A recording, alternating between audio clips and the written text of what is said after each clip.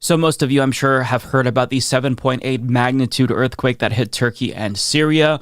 And what made matters worse was the 7.5 magnitude aftershock that came after the initial earthquake. Now, they had more than 100 aftershock earthquakes following the initial earthquake, but a 7.5 magnitude aftershock is fairly uncommon, so it's disaster on top of disaster, followed by a rescue effort that's hindered by horrible weather conditions, and it's just genuinely catastrophic. Now, the initial death toll was just under 3,000, but as of today, the New York Times reports 4,300, although that is likely to rise, and that estimate is actually a more conservative estimate that I've seen. I've seen some numbers surpass 5,000, although right now it's very difficult to determine how many people have been affected, killed, injured, and whatnot. And as I film this video right now, the rescue effort is going on. So the New York Times explains rescuers in Turkey and Syria worked overnight and in near freezing temperatures to comb through rubble in search of survivors after a powerful earthquake and aftershocks collapsed thousands of buildings, killed more than 4,300 people, and raised the specter of a new humanitarian disaster in an area of the world already racked by war, a refugee crisis, and deep economic troubles. The initial magnitude 7.8 earthquake hit at 4:17 a.m. local time on Monday, according to the United States Geological Survey, and was also felt in Cyprus, Egypt, Israel, and Lebanon. Hundreds of aftershocks, including an unusually strong 7.5 magnitude tremor, struck Turkey in the aftermath, the USGS said. The series of shocks was the deadliest to hit the country in more than 20 years. Now, let's look at this map here, courtesy of the New York Times. It kind of gives us a sense of how massive the initial earthquake was and the 7.5 magnitude aftershock as well. And as the article pointed out, multiple countries felt this earthquake. That's how massive it was. And it's really difficult to fathom just how destructive this earthquake was. I think that hearing the numbers don't really do it justice. So I do want to give you a sense as to how bad it was by looking at a couple of videos. One of these videos follows a Turkish reporter, and as he's filming, you see an aftershock hit and how devastating that is. Güvenli alana geçiyoruz bizler şu anda. Vatandaşları da görüyorsunuz. Deprem oluyor gene.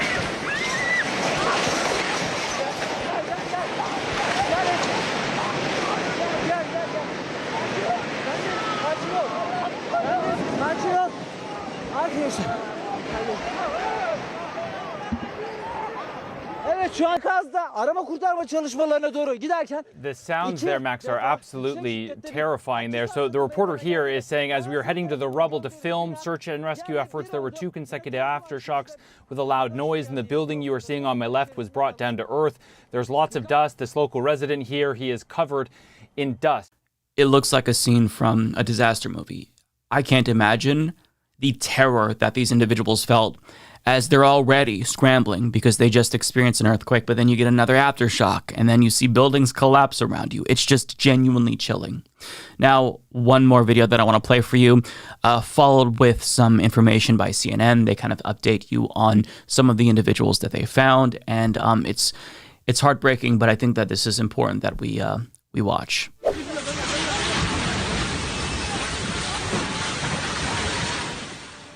More than 120 aftershocks hit after the earthquake, including one almost as powerful as the initial quake itself. Buildings crumbled to the ground with people feared trapped inside, others nearby having to run for their lives, rescuers trying to reach those who are stuck under piles of concrete and debris, like this little boy in northern Syria. You can just make him out in this video here, buried under the wreckage. Thankfully, he was pulled to safety. Rescuers also pulling this little girl from the debris in another Syrian city. The U.S. and other countries are offering whatever help they can, and President Biden said he has directed his team to provide any and all assistance immediately.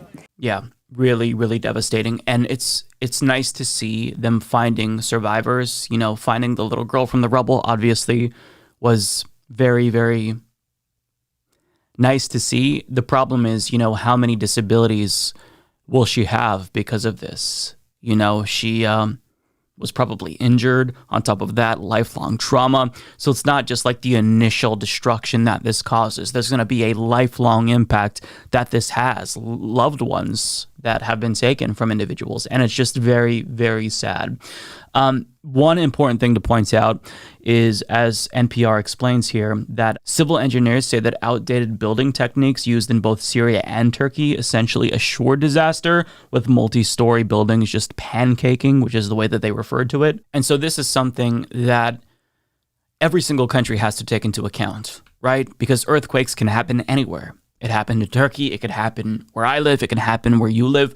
So buildings have to be built in a way so that way they can absorb these types of earthquakes. And not every single building is going to hold up with an earthquake that big especially, but these are things that you have to take into consideration. Make sure that there's regulation so companies aren't cutting corners and whatnot. But that going forward is something that I'm sure that they're thinking about in the future. Currently, they're just focused on the rescue effort because this is a massive, massive effort, as you can imagine. Now, Twitter user Ja Rain tweeted at massive streamers like Hasan and Mr. Beast asking for help, since thousands of people are going to need tents, heaters, blankets, diapers, and food, of course. Now, Hasan actually responded to that saying, absolutely devastating. I was in Istanbul in 1999, which was a 7.6 magnitude earthquake. This was a 7.8. I will do everything I can to help. And that he absolutely did by raising more than $700,000 in a single day. And for the second day in a row, he's raising money once again. And at the time that I filmed this, he is at $730,000. I think that by the end of the day, it's not implausible to think that his audience will surpass, give enough donations so that way they surpass 1 million, which is really encouraging to see. And of course, Hasan Piker is an individual who is Turkish. So it's nice to see, everyone come together, put aside politics, put aside geopolitical issues and conflicts, and just acknowledge that this is a very human thing. Like, experiencing this level of destruction, it's something that none of us ever want to deal with, but we all could possibly experience in our lifetimes. So to have the world come together, various communities come together, streamers come together, and try to raise funds for this effort is really encouraging to see. And it's kind of like the silver lining where this type of disaster fosters at least a small level of solidarity amongst fellow humans. But either way, it's just catastrophic. And my heart goes out to the people of Turkey and Syria and all of those who are affected. As the New York Times article pointed out, people in Syria have already been dealing with a lot for a long time. It's a war-torn country. So to have this added on top of everything that they were already experiencing, it's a level of destruction that is almost incomprehensible. Like, literally, I don't think that our brains can actually process that level, that scale of a disaster, right? So, I will link you to Hasan's donation link down below, and I hope that there's more money raised for this because they're going to need all the help that they can get. But priority number one right now, of course, is making sure that they save as many lives as possible. So my heart goes out to anyone who's affected, and I just hope that the weather eases up so that way they're more successful at finding survivors.